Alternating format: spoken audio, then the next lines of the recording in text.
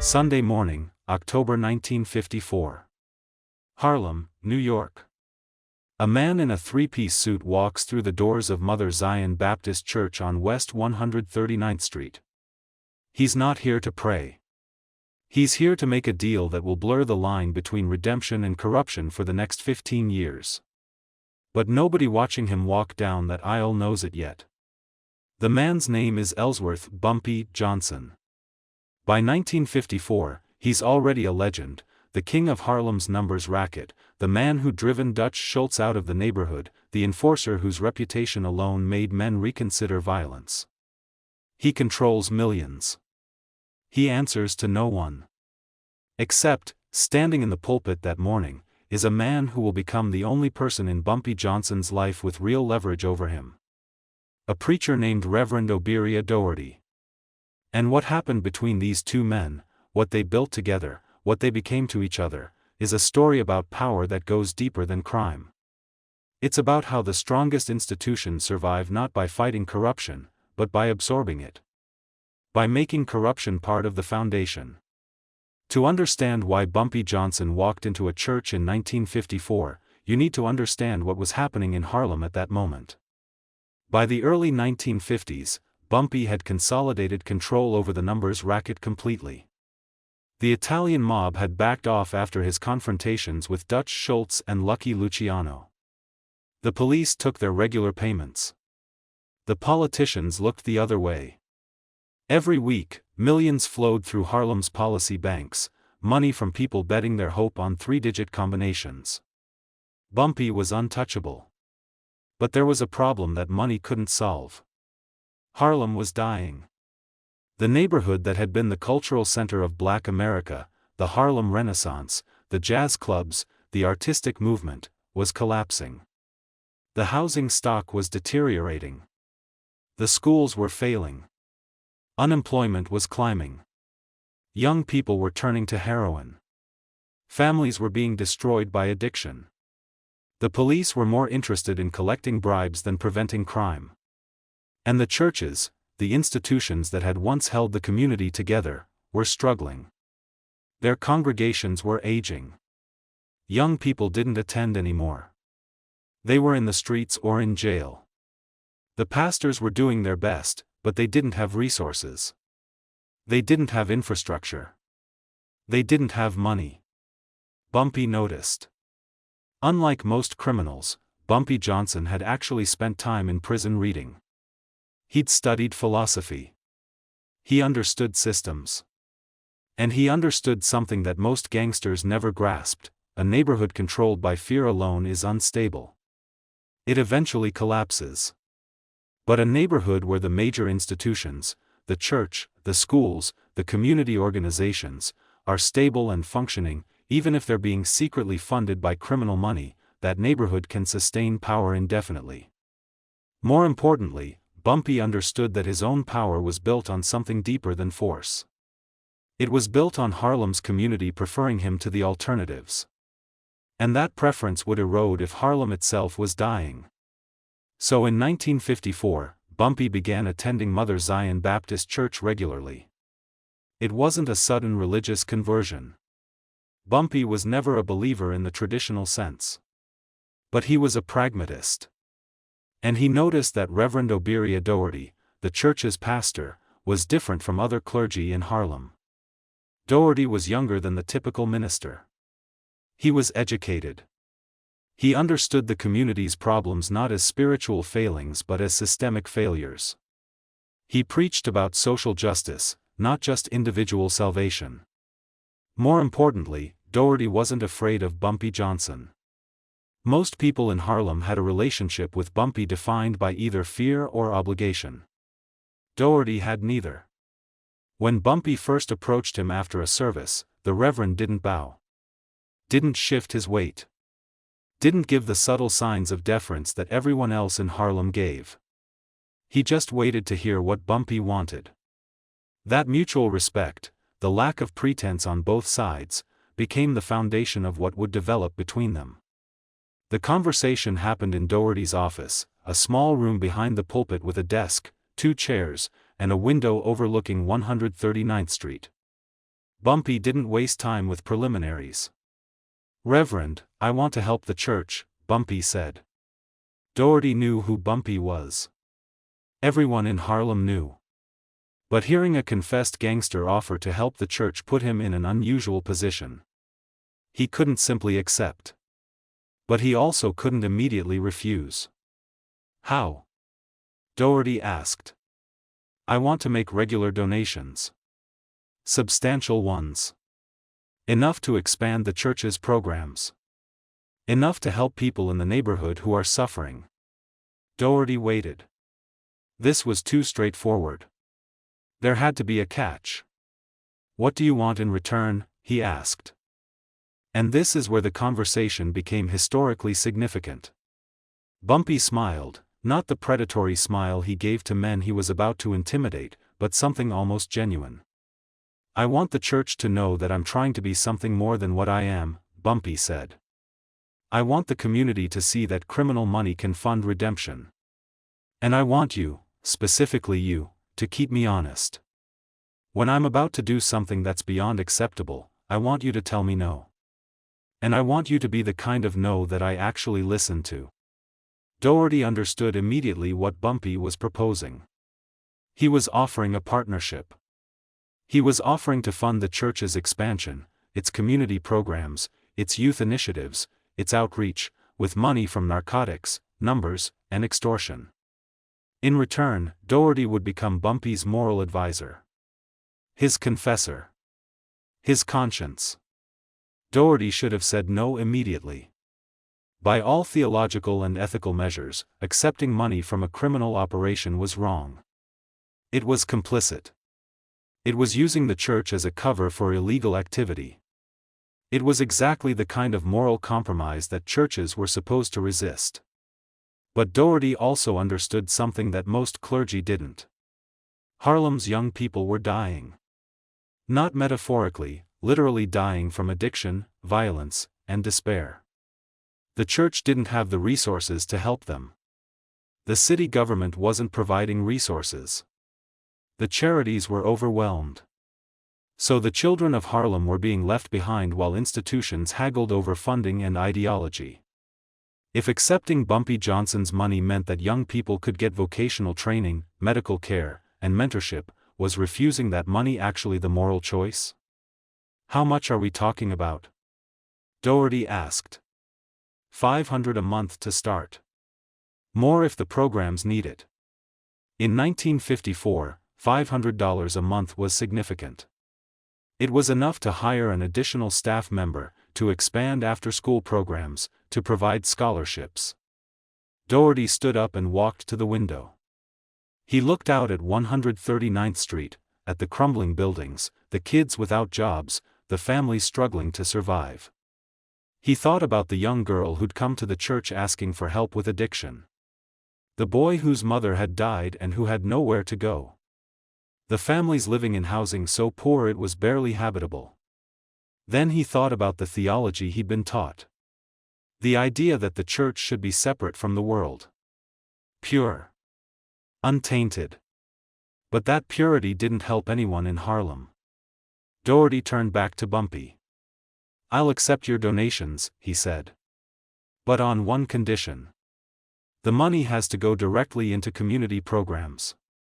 Not into church operations or my own compensation. It has to help people. And if I ever find out the money is being used differently, I'm going to the newspapers and the FBI both. Do you understand?" Bumpy nodded. "And you were serious about the other part? About me being able to tell you no?" "Completely serious," Bumpy said. "If you ever think I'm going too far, I want to hear it. Not from my crew. Not from my partners. From you." This was unusual. Bumpy Johnson didn't invite criticism. He didn't seek outside perspective on his decisions. But he understood something fundamental: the most powerful men are sometimes willing to listen to the one person who represents something they need but don't possess. Dougherty represented integrity. Legitimacy. Moral authority. In Harlem's eyes, if Reverend Dougherty was associated with Bumpy, it meant Bumpy wasn't purely evil. It meant he had conscience. It meant his money could be trusted. And Bumpy understood that this perception, more than any amount of direct control, was the real source of power.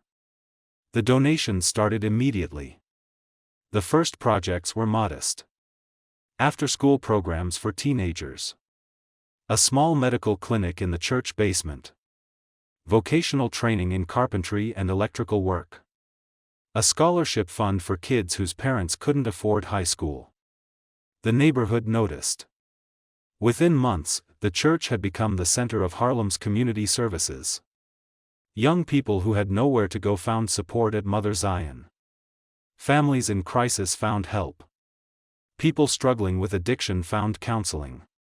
And nobody asked where the money came from. Or if they did, they didn't care, because the results were undeniable. Bumpy became a regular visitor to the church. Not just on Sundays. Several times a week, he'd stop by Dougherty's office. Sometimes they discussed the programs. But increasingly, they discussed larger questions. In 1955, Bumpy was considering a major expansion of his narcotics operation. He was meeting with suppliers from the Dominican Republic. The money was enormous. But the risk was equally enormous: federal attention, potential life sentences, the destruction of his carefully maintained network. Bumpy came to Dougherty's office and laid out the proposal. Dougherty listened carefully, then said something that changed Bumpy's trajectory. "You're already king of Harlem," Dougherty said. "Why do you need to expand into narcotics? The numbers operation makes you rich and keeps you relatively safe. Heroin makes you rich and makes you a target for the DEA, the FBI, and every Italian mobster who wants your territory." Bumpy hadn't expected this perspective. "The money's better in narcotics," he said. "Is it?" Dougherty asked. "Or is it just more money? There's a difference. More money doesn't make you more secure. It just makes you more vulnerable." They talked for 2 hours that night. By the end, Bumpy had decided to slow his narcotics expansion and focus on consolidating his numbers operation instead. It was a decision that, in retrospect, kept him out of federal prison. The major narcotics dealers of that era were eventually prosecuted and sentenced to decades. Bumpy, because he kept his operation more contained, avoided the worst of those investigations. Dougherty had influenced a decision that affected not just Bumpy, but the entire structure of Harlem's underworld. By 1956, their partnership had evolved into something unprecedented. Bumpy was effectively using the church as a legitimacy front. When politicians or journalists asked about Bumpy Johnson, Reverend Dougherty could testify to his charitable work, his community commitment, his personal integrity. This was valuable beyond measure. It gave Bumpy a kind of moral cover that most criminals could never achieve. But Dougherty was also gaining power. He was the only person in Harlem, besides Bumpy's immediate family, who had access to Bumpy's mind. He understood how Bumpy thought. He knew his plans before they happened. And he had leverage, the threat that if Bumpy betrayed the arrangement, Dougherty could expose the entire operation to the authorities. Neither man was being exploited. They were collaborators. In 1957, when the federal government began investigating Bumpy's operations more aggressively, it was Dougherty who advised Bumpy to reduce his visibility. To work through intermediaries. To keep his own hands clean of direct criminal activity. Dougherty understood that Bumpy's power would be stronger if it was less visible, if he was known as the philanthropist who donated to the church, rather than the gangster who ran the numbers racket. This advice helped insulate Bumpy from prosecution during a period when many of his competitors were being arrested. In 1958, when Bumpy was handcuffed in a police car with $50,000 in cash and a ledger documenting his operations, part of his ability to escape was rooted in the legitimacy that Dougherty had helped establish. Bumpy had called a captain who owed him a favor. But the captain had also been reassured by the fact that Bumpy was associated with a respected church figure. It meant Bumpy wasn't a complete criminal. It meant he had some anchor in the community. By 1959, the relationship between Bumpy and Dougherty was so established that they functioned almost as a team. Dougherty would attend community meetings where Harlem's leaders gathered. He'd speak about the church's programs, which was true. But he'd also subtly defend Bumpy's role in the neighborhood, positioning him as a necessary force that provided stability and resources that the government wasn't providing. And Bumpy would make donations in Dougherty's name. He'd ensure that the church's programs were never threatened. He'd use his network to protect Dougherty from any criticism or investigation. It was a relationship built on mutual need and mutual respect. But by 1960, the relationship faced its greatest test. Bumpy was approached by members of the Italian mob, specifically, associates of the Genovese family, with a proposition. They wanted Bumpy to begin distributing their heroin in Harlem on a large scale. The money would be unprecedented. But so would the risks. More importantly, it would change the nature of what Bumpy was doing. Running numbers and occasional extortion was one thing. It was criminal, but it was also stable. People gambled voluntarily. The money came from willing participants. It was, in a twisted way, a kind of exchange that people understood. But heroin was different. Heroin wasn't voluntary. Heroin destroyed lives. It turned functioning people into addicts. It broke families. It killed people. If Bumpy accepted this deal, he would become responsible for the destruction of Harlem's youth in a direct and irreversible way. Bumpy went to Dougherty. He didn't ask permission. He didn't present it as a proposal he was leaning toward. He just laid out the facts, the offer, the money, the risks, the moral implications. Then he waited. Dougherty listened in silence for a long time. When he finally spoke, his voice was different. Harder. More certain than Bumpy had ever heard it. "No," Dougherty said. "Absolutely no. This is the line. And you're not crossing it." Bumpy started to respond, but Dougherty cut him off. "You know what I've seen in this church? Young people from good families destroyed by heroin. Mothers whose sons are addicts. Children born with addiction because their parents were using. I've watched Harlem slowly collapse under the weight of drugs while the government does nothing. And I've made peace with the fact that I need your money to keep this church functioning. I've made peace with accepting donations from a criminal. But I will not make peace with you becoming a drug dealer. Not here. Not in my neighborhood." Bumpy sat with this. "The money would allow us to expand programs," he said quietly. "We could do more." "Built on heroin?" Dougherty responded. "No. That's not expansion. That's damnation. You'd be funding redemption with the instruments of destruction. That's not a moral balance. That's a moral void." They didn't speak for several minutes. Then Bumpy made a decision that would define his later years. "I'm going to tell them no," he said. "Good," Dougherty replied. "And when they pressure you, because they will, when they threaten you, you come to me. Because the only thing more powerful than a criminal is a criminal with a church behind him." Bumpy did tell the Genovese family no. The conversation was tense. There were implied threats. But Bumpy had learned from Dougherty something that most criminals never understand: you don't always have to say yes to make more money. Sometimes saying no, from a position of security and legitimacy, is more powerful than saying yes. The Genovese family didn't push hard. Harlem was difficult territory. Bumpy controlled it. And Bumpy was already wealthy. The heroin deal wasn't essential to their operation. So they moved on to other territories. By the early 1960s, Bumpy Johnson and Reverend Dougherty had created something unique in American organized crime. They had built a system where Bumpy's criminal money funded community services that the government wasn't providing. Schools, clinics, youth programs, neighborhood development. Harlem's most vulnerable people were being helped by drug money, but they were being helped. Dougherty's moral authority and religious legitimacy gave Bumpy a protective layer that most gangsters could never achieve. When politicians or journalists asked about Bumpy, they heard not about a criminal, but about a man who was genuinely committed to Harlem's future.